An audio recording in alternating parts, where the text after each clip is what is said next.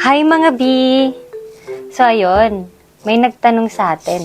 Ito what's the difference between loyal and faithful? So ayun, sasagutin natin yan. Napakadali lang yan eh. Yung loyal is yung soft drinks, yung mahilig sa soft drinks.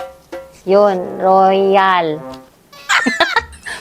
At tapos yung faithful, ang meaning po niyan, yung mahilig sa pet. Pitbull. Pitbull ba? Yung mahilig sa cat, dog, in short, animal. Kaya yun ang difference ng loyal sa faithful. Diba?